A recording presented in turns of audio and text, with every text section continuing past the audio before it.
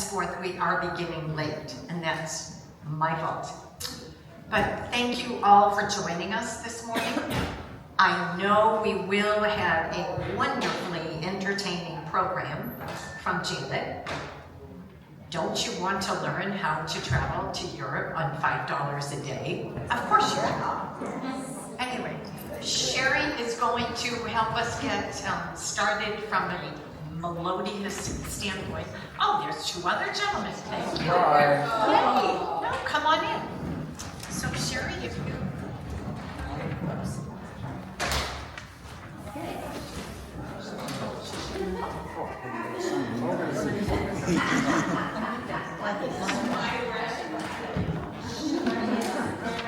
I've seen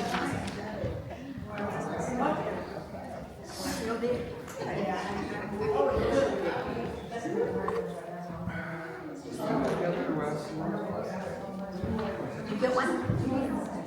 Yes. You can walk in. Oh, join the group.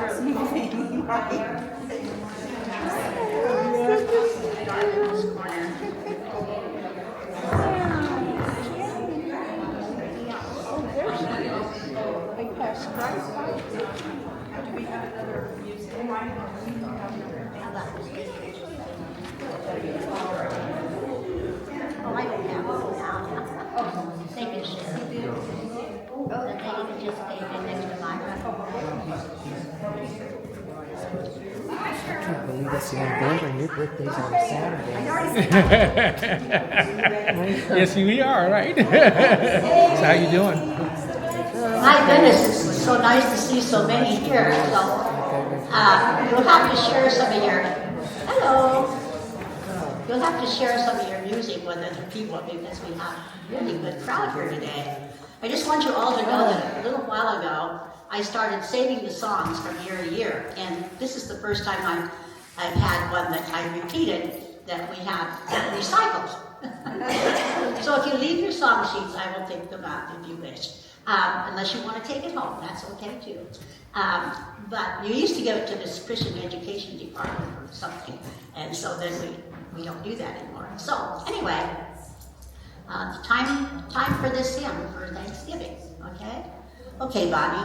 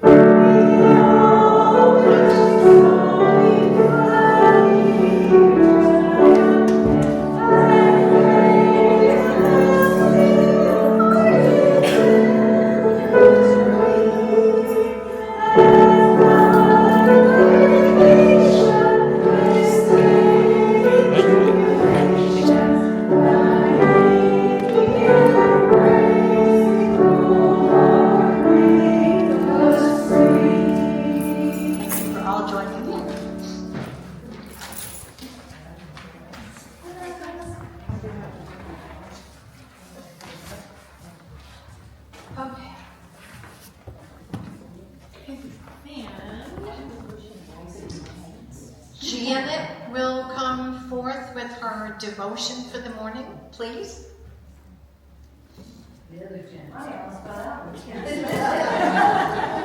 Oh, that's right. Yeah, Jan and Janet. Our Janets have to take turns here. Since it's November and month to be really thankful, I found something called Be Thankful. Be thankful that you don't already have everything you desire. If you did, what would there be to look forward to? Be thankful when you don't know something, for it gives you the opportunity to learn. Be thankful for the difficult times.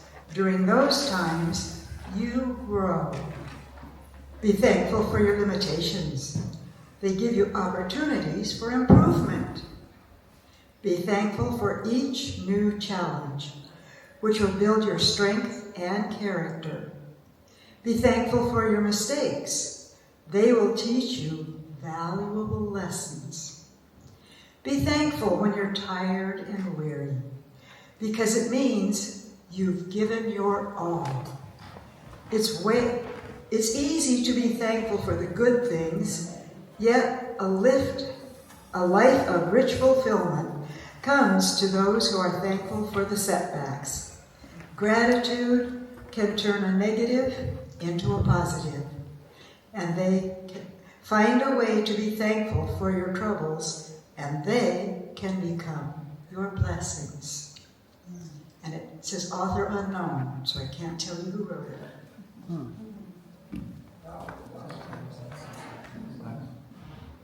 Would you like to go up and introduce Janet? Okay. Just go down. You go get it. Is it wonderful? Yes. And now, the best part of the morning is Janet Beech will come forward and present her Europe on $5 a day. Okay.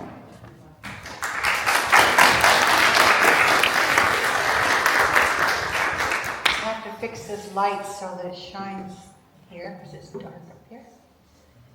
First of all, thank you, Brian, for helping me with all this. My pleasure. Wait a minute, can you hear me? Yes. Okay. Well, first of all, I give you a little bit of background, and most of you know this, but I was born in London, England at the beginning of World War II, and we were bombed out by the Germans, and then we had to leave London for a while. And then we came back, and I was a child who was in love with the Yankee soldiers and their chewing gum, which we couldn't get, of course. And I had two aunts. One was a war bride, and she moved to Chicago. And the other aunt went to Canada to find the Canadian soldier she fell in love with, but she never did find him. But when they sent us care packages, we just thought we died and gone to heaven. A can of sliced peaches was amazing to me. So finally my family decided to move to Toronto. So when I was 12, we moved to Toronto, and I was there until I was 25 when I came to California with some girlfriends. And while I was in Toronto, I had some wonderful friends, and when we were 22, we found this book, Europe on $5 a Day, which is the first, there it goes. Oh dear, I'm gonna have to go. And believe me, with 4 girls and sharing a car and sharing hotel rooms, we were able to do that. Meals are incredibly cheap and stuff like that. So I sold my car. Now we all had to save a little bit, and we all had to pay room and board in those days. And I was the only one who still had to pay room and board, even though I was saving. So I really was amazed at how I was able to manage it. Let's see, we went, actually, another friend, we wanted to go to England and Ireland, and then the other gals chimed in, and then the one that wanted to go to Ireland dropped out, so we decided to sail on the Homeric, I think it is. I know I dropped my glasses. Sorry. I'm going to go back and forth here with this because I don't know what I'm doing half the time. So anyway, let's see what my notes are.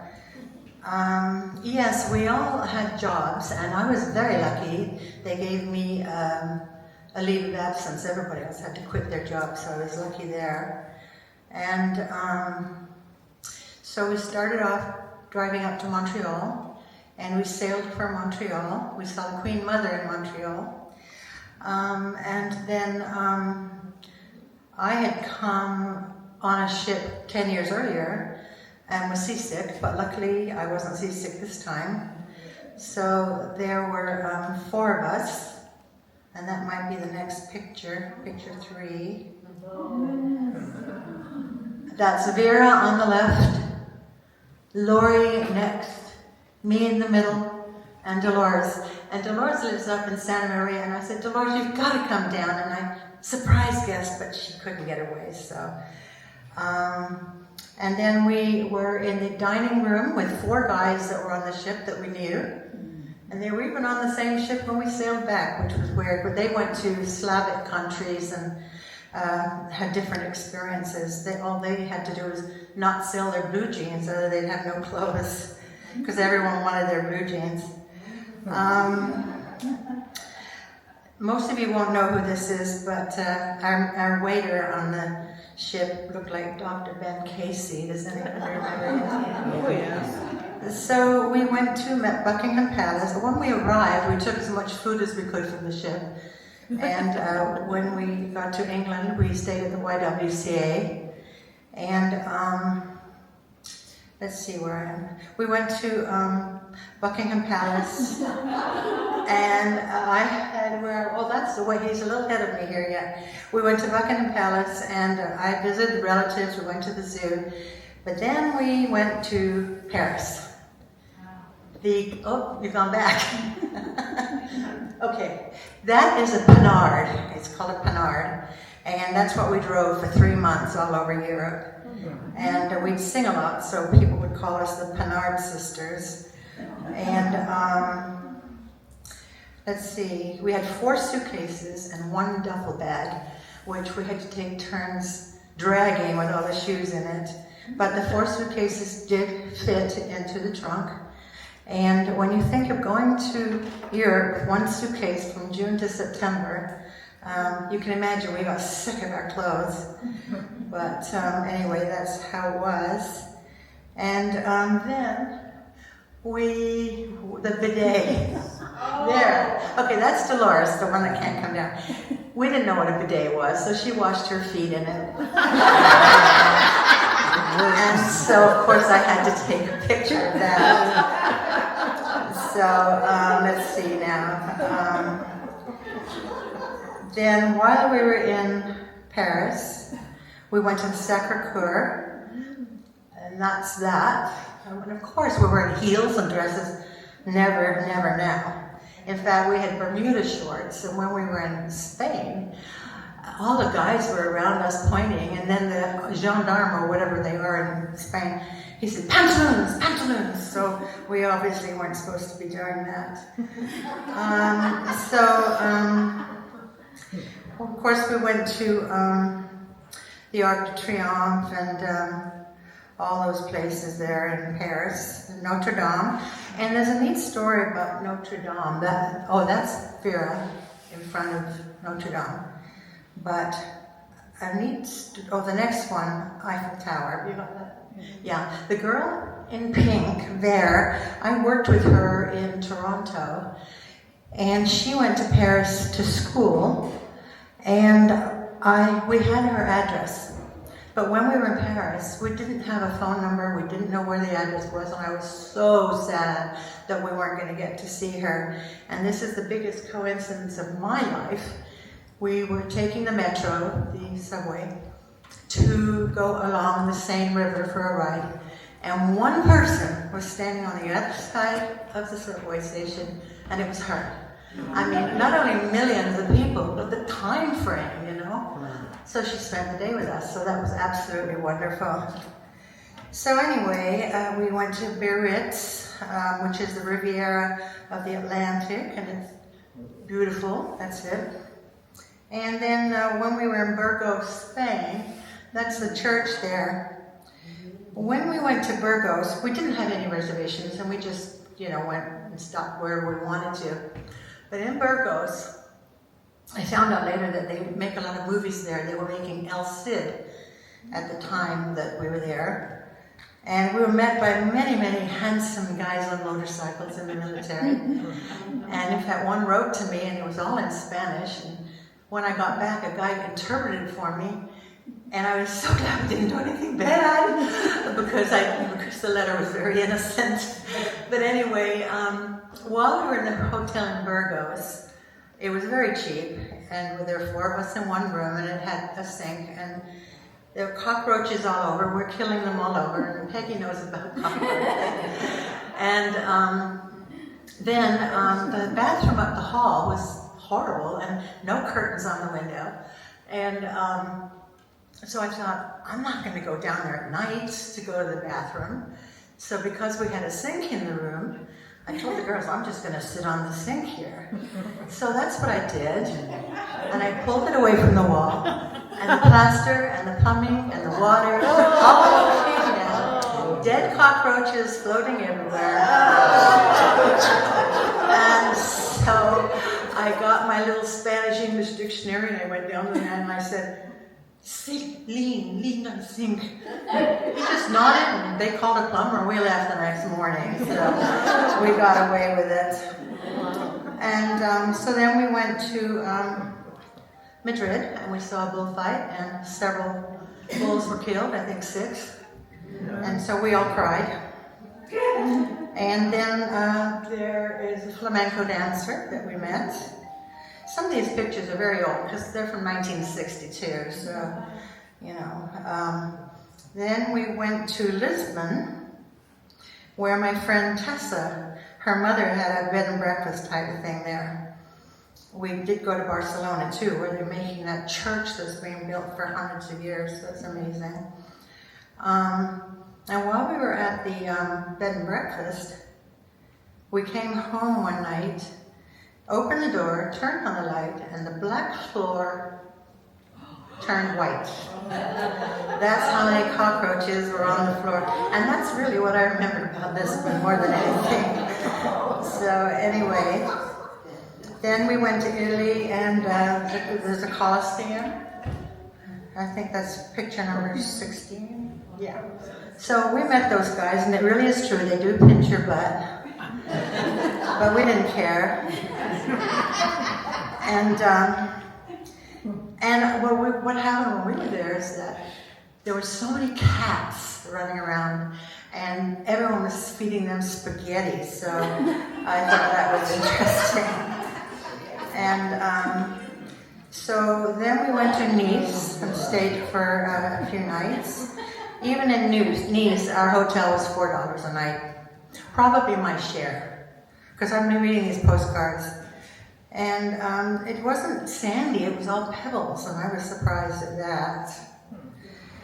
And then there's the Fountain of Trevi. Who knows that song? 3 coins in a fountain. Well, that's what that is. So that was kind of neat to go. And then, let's see. Oh, there's a toilet. Yeah, we were looking for a toilet, driving around looking for a toilet, and that's the one we found. So you had to put your feet on the platforms and squat.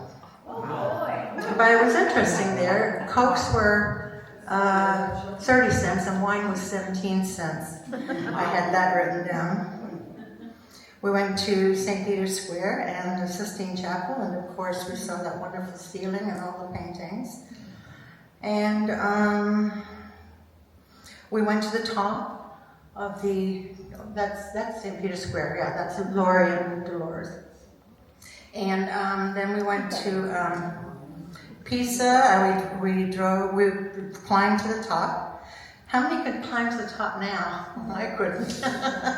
It was pretty high. I don't think you can right now. And we went to Florence, and we went to the Uffizi Gallery, and we saw the statue of David. I didn't get pictures of everything. But this is interesting. The fellow in the middle is named Raymond. He had a red Alfa Romeo, and he was kind of my guy, you know. And he was in the cast of thousands in that El Cid picture, so I never did find him in it though. But he's with Charles Bronson Pierre, who's that French actor? Anyway, Pierre Aumont or something like that. So that's kind of neat. And then we went to Venice, and that's the Bridge of Sighs, and apparently that's called that because the people who were being led to their execution had to cross that bridge. So, and there's glass factories there, and we did not go on the gondolas because it was too expensive. And then we went to the Isle of Capri, and the water was absolutely amazing. There was a blue grotto there.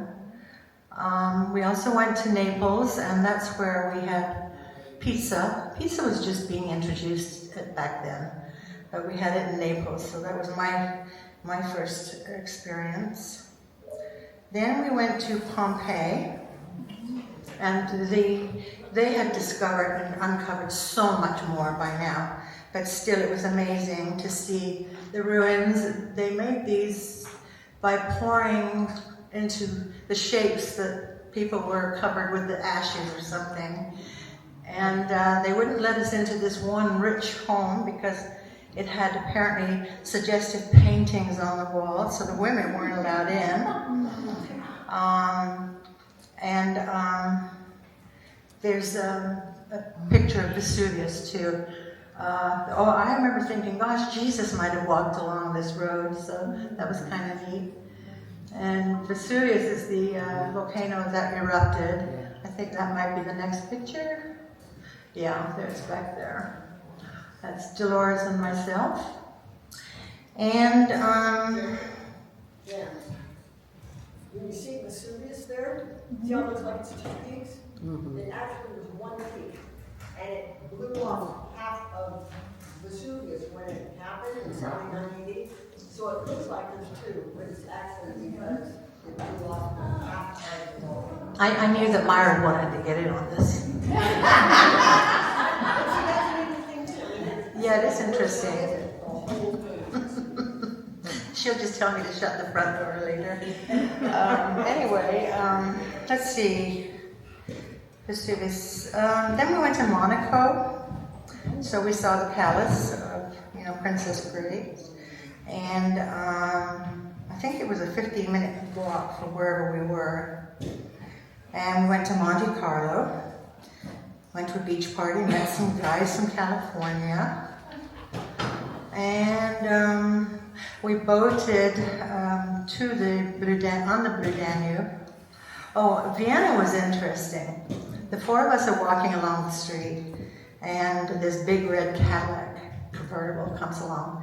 And the fellow said something in German, and we said, we don't speak German. And then he spoke in English. And we ended up riding around with him, and he brought us flowers and chocolates every time he picked us up. And there's his car. And he would take us to the Vienna woods and all of that stuff. But the main thing that he took us to, and it might be the next picture, is Third Man Theme Restaurant. The man in the middle there is the guy who wrote do-do-do-do-do-do-do, that one, So that was kind of neat to go there and meet him. I think he has died now. Well, 60 years later. Let's see. We visited Salzburg, and when we were in Vienna, and I forget exactly where we were, but we never had reservations. But one time, Vera, the one with the black hair, she kind of annoyed us sometimes because she was never when in Rome type thing. When we were in Paris, she wanted a grilled cheese sandwich. Try and explain it. So she ends up getting, one of those loaves called cut in half, dry because it was baked in the oven, and the cheese wasn't melted. And we're going, what did you expect, Vera? But she loved their French onion soup. When we were in Austria, we had no hotel, and a little boy came running towards us saying, you're looking for a room? Looking for a room? We said, yes. So we went to his house, and we stayed at a home, and the mother cooked for us. And Vera wanted her to make French onion soup. I was like, Vera. So she tried to explain it, and she gets this white milky stuff with raw onions floating in it. But anyway, we all have to when in Rome, right? For sure. So let's see what's next. That's just a beautiful house in Switzerland. I thought Austria was more beautiful than Switzerland, but that was just my take on that. And let's see what else. We slept in the car in Zurich, but we also went to Bern and Lucerne and Interlaken, and then we saw a sign, Berlin. I said, oh no, we've got to go to Berlin. So after Heidelberg and Frankfurt and Cologne, we went to, and Liechtenstein, we went to Berlin. And at that time, the Berlin Wall had been erected, I think a year or two earlier. So it was really quite an experience, because there's soldiers with guns, there's wreaths where people had been shot for trying to escape, and when they divided, I mean, they cut off the subway, they cut off the telephones, they cut off, maybe I wrote it here,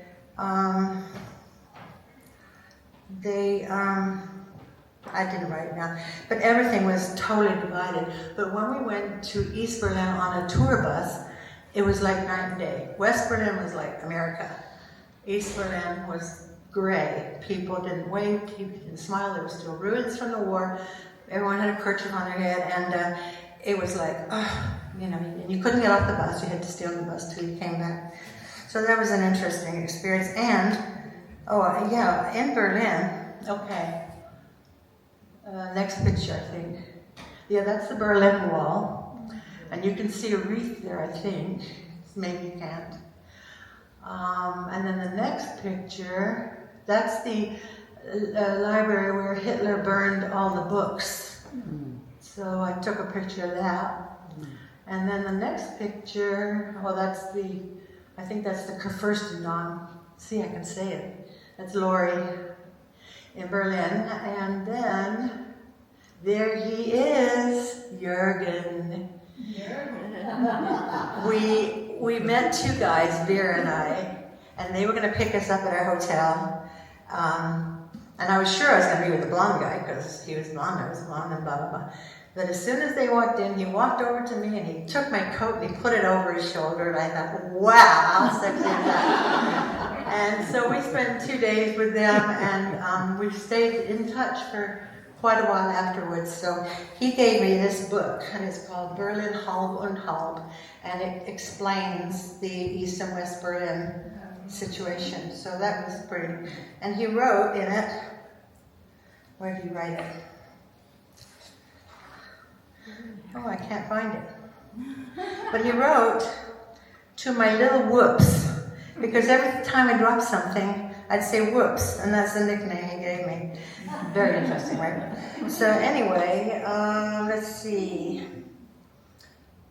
The book. And then we went to Copenhagen. I always said Copenhagen, but apparently you don't say Copenhagen. And and while we were in Copenhagen, we saw Eartha Kitt, Louis Armstrong, Samuel Wences, and that was at the Tivoli Gardens. So that was kind of neat. We're getting to the end here, but this is the next. That's The Little Mermaid. Of course, Hans Christian Andersen. It had been stolen for a while, but it had been replaced by the time we got there. And excuse me, I'm dry. Hold on. So then, let's see. That's the Gold Square in Brussels, and you can't really see it, but above the white part inside the fence, there's a little figurine. There you go. And that's called Mannequin Peace, P-I-S, and it's a little boy peeing. And the story goes that when he died, they had him doing the last thing he was doing, so I don't know how true that is. But anyway, he's famous in Brussels, the Mannequin Peace. And that is the Green Dog concentration camp. We went to see that, and it's just terrifying when you go inside and see the conditions and the marks on the walls and how they slept and everything. So, let's see, there was the 1958 World's Fair there as well, but of course we didn't see much of that. And I think that's it. That's it. Has anybody got any questions? It's just beautiful. Pardon? What? We went to 14 countries. Yes, Peggy? How long was your trip? We left in June and came back in September. Yeah. And it was, you know, it was wonderful. I tell my kids it's the highlight of my life, and they go, what? But anyway, that's it, folks. Do you want to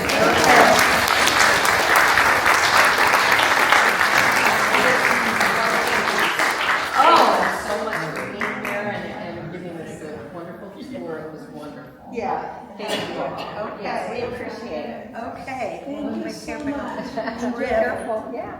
It's wonderful to have done that because you cannot ever do that again. I'm going next week. Where are you going to now? And the same price.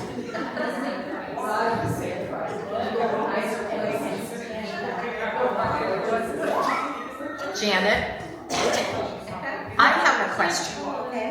How did you determine that you were able to do this on nothing more than $5 a day? Well, the book kind of convinced us, and because there were 4 of us, we figured that we could do it, and for the most part, we did. Like I said, the most we paid for hotel was in Nice, and that was $4, my share. So, yeah. Pretty interesting when you think you can't even go to the grocery store. I just thought, I don't know how 4 of you decided what to do, where to stay, where to eat. What country to go to next? Amanda Lori worked with gave us a suggested route, and we stayed to that except for when we saw the Berlin sign. So that's why I met Jürgen. So, yeah, but you know, a lot of it was, you know, whatever we found. Vera was eating Swiss chocolate the whole time. She gained about 20 pounds. They had a very compatible friendship, obviously. As we 3 months together, you know, needs Yeah. to be in harmony. Yeah, 2 of them were my roommates. Well, that's good. Thank you again, that was wonderful. Thank you. Yes. I saw Deborah head to the kitchen, so I am pretty comfortable that lunch is almost ready. So if you would like to move to the round tables, I'll find out. It looks like we're going to do buffet style, so we can probably gather around, and I will go quickly to see if she's ready to bring lunch up.